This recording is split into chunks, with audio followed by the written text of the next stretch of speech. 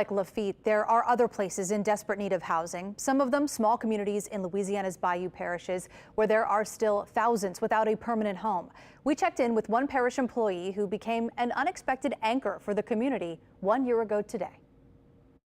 Yeah, all the big trucks from the military were coming back and forth. 35 long days. At one point, there were evacuees in the lobby for about a 4 or 5 day period. That's how long Roddy Lerille found himself living at the Houma-Terrebonne Civic Center, managing the bayou's supplies for survival. A whole year, wow. That's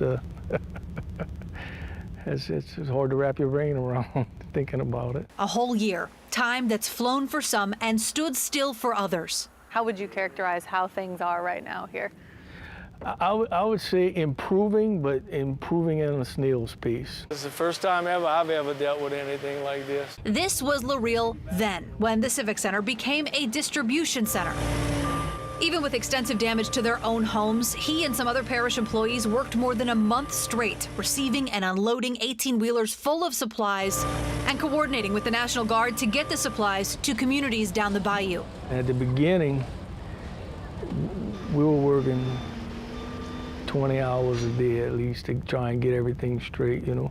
Before the National Guard arrived, the parish employees and the Civic Center employees, we were handling the distribution of whatever we had for 3 or 4 days, just us. Did you take away a lesson from all of this?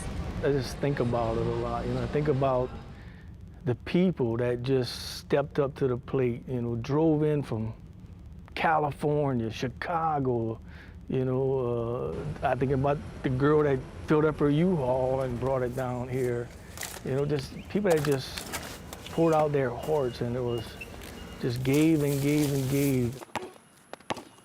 And 1 year later, his department is still managing the mess. 5 of the parish's 17 gymnasiums won't be usable for at least another year. Even some of the outdoor facilities Lerille manages are still in need of extensive repair, and it has shortened seasons for lots of young athletes across the parish. And every time he visits one of those facilities, he sees the big picture. There's thousands of people that still in need housing.